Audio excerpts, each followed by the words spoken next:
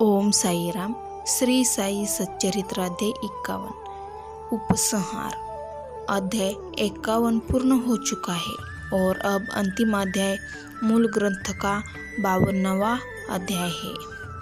हेमाडपंत के कागज पत्रों की छानबीन करने पर भी वह सूची प्राप्त न हो सकी। तब बाबा के एक योग्य तथा धार्मिक भक्त ठाणे के अवकाश पात्र मामलतदार श्री B.V. देव ने उसे रचकर प्रस्तुत किया। पुस्तक के प्रारंभ में ही विषय सूची देने तथा प्रत्येक मनुष्य अध्याय में विषय का संकेत शीर्षक स्वरूप लिखना ही आधुनिक प्रथा है, इसलिए यहाँ अनुक्रमणिका नहीं दी जा रही है। अंततः इस अध्याय को उपसंहार समझना ही उपयुक्त होगा।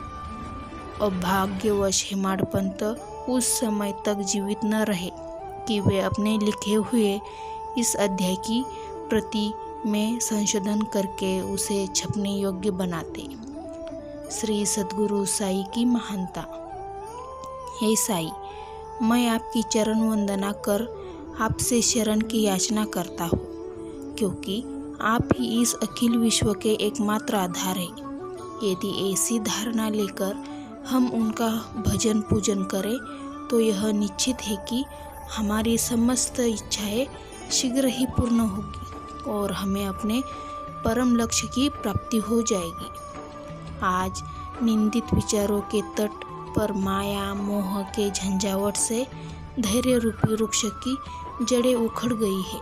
अहंकार रूपी वायु की प्रबलता से हृदय रूपी समुद्र में तूफान उठ रहा है, जिसमें क्रोध और घृणा रूपी घड़ियाल तैयार हो रहे हैं और अहम भाव एवं संदेह रूपी नाना संकल्प विकल्पों की संतत भंवरों में निंदा घृणा और ईर्ष्या की रूपी अगणित मछलियां विहार कर रही है। यद्यपि यह समुद्र इतना भयानक है तो भी हमारे सद्गुरु साई महाराज उसमें अगस्त्य स्वरूप ही है, इसलिए भक्तों को किंचित मात्र भी भयभीत नहीं होना चाहिए। हमारे सद्गुरु तो जहाज है और वे हमें कुशलतापूर्वक इस भयानक भव समुद्र से पार उतार देंगे। प्रार्थना। श्री सच्चिदानंद साई महाराज को साष्टांग नमस्कार करके उनके चरण पकड़कर हम सब भक्तों के कल्याणार्थ उनसे प्रार्थना करते हैं कि हे साई, हमारे मन की चंचलता और वासनाओं को दूर करो। हे प्रभु, तुम्हारे श्री चरणों की अतिरिक्त हमें किसी अन्य वस्तु की लालसा न रहे। तुम्हारा यह चरित्र घर घर पहुँचे और इसका नित्य पठन पाठन हो, और जो भक्त इसका प्रेम पूर्वक अध्ययन करे उनके समस्त संकट दूर हो। फलश्रुति अध्ययन का पुरस्कार। अब इस पुस्तक के अध्ययन से प्राप्त होने वाले फल के संबंध में कुछ शब्द लिखूंगा। इस ग्रंथ के पठन से मनोवांछित फल की प्राप्ति होगी।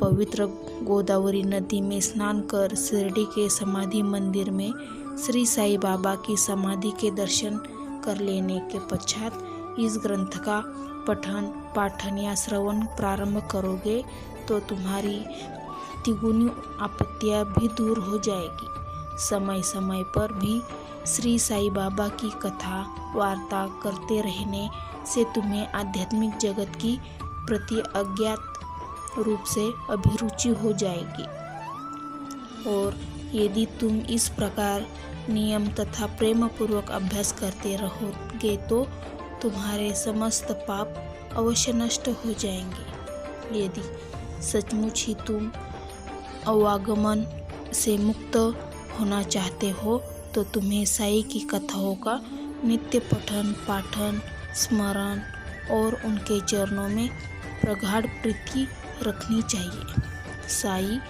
कथा रूपी समुद्र का मंथन कर उसमें से प्राप्त रत्नों का दूसरों के वितरण करो, जिससे तुम्हें नित्य नूतन आनंद का अनुभव होगा और श्रोतागण अध्यपतन से बच जाएंगे। यदि भक्तगण अनन्य भाव से उनकी शरण आए तो उनका ममत्व नष्ट होकर बाबा से अभिन्नता प्राप्त हो जाएगी, जैसे कि नदी समुद्र से मिल जाती है। यदि तुम 3 अवस्थाओं अर्थात जागृति, स्वप्न और निद्रा में से किसी एक में भी साई चिंतन में लीन हो जाओ तो तुम्हारा सांसारिक चक्र से छुटकारा हो जाएगा। स्नान कर प्रेम और श्रद्धायुक्त होकर जो इस ग्रंथ का इस 1 सप्ताह में पठन समाप्त करेंगे उनके सारे कष्ट दूर हो जाएंगे, या जो इसका नित्य पठन या श्रवण करेंगे तो उन्हें सब भयों से तुरंत छुटकारा मिल जाएगा। इसके अध्ययन से हर एक को अपनी श्रद्धा और भक्ति के अनुसार फल मिलेगा, परंतु इन दोनों के अभाव में किसी भी फल की प्राप्ति होना संभव नहीं है। यदि तुम इस ग्रंथ का आदरपूर्वक पठन करोगे तो श्री साई प्रसन्न होकर तुम्हें अज्ञान और दरिद्रता के पाशा से मुक्त कर ज्ञान, धन और समृद्धि प्रदान करेंगे। यदि एकाग्रचित्त होकर नित्य एक अध्याय ही पढ़ोगे तो तुम्हें अपरिमित सुख की प्राप्ति होगी। इस ग्रंथ को अपने घर पर गुरु पूर्णिमा, गोकुल अष्टमी, रामनवमी, विजयादशमी और दीपावली के दिन अवश्य पढ़ना चाहिए। यदि ध्यानपूर्वक तुम केवल इस ग्रंथ का अध्ययन करते रहोगे तो तुम्हें सुख और संतोष प्राप्त होगा और सदैव श्री साई चरणाविंदों का स्मरण बना रहेगा और इस प्रकार तुम भवसागर से सहज ही पार हो जाओगे। इसके अध्ययन से रोगियों का स्वास्थ्य, निर्धनों का धन, दुखित और पीड़ितों का संपन्नता मिलेगी तथा मन के समस्त विकार दूर होकर मानसिक शांति प्राप्त होगी। मेरे प्रिय भक्त और श्रोतागण, आपको प्रणाम करते हुए मेरा आपसे एक विशेष निवेदन है कि जिनकी कथा आपने इतने दिनों और महीनों से सुनी है, उनके कलिमलहारी और मनोहर चरणों को कभी विस्मृत न होने दें। जिसे उत्साह, श्रद्धा और लगन के साथ आप इन कथाओं का पठन या श्रवण करेंगे, श्री साई बाबा वैसे ही सेवा करने की बुद्धि में हमें प्रदान करेंगे। लेखक और पाठक इस कार्य में परस्पर सहयोग देकर सुखी होवे। प्रसाद याचना। अंत में हम इस पुस्तक को समाप्त करते हुए सर्वशक्तिमान परमात्मा से निम्नलिखित कृपा या प्रसाद याचना करते हैं। हे ईश्वर, पाठकों और भक्तों को श्री साई चरणों में पूर्ण और अनन्य भक्ति दो। श्री साई का मनोहर स्वरूप ही उनकी आँखों में सदा बसा रहे और वे समस्त प्राणियों में देवाधिदेव साई भगवान का ही दर्शन करें। एवमस्तु। श्री सद्गुरु साईनाथार्पणमस्तु। शुभम भवतु। सप्ताह पारायण सप्तम विश्राम। ओम श्री साई यशकाय शिरडीवासीने नमः।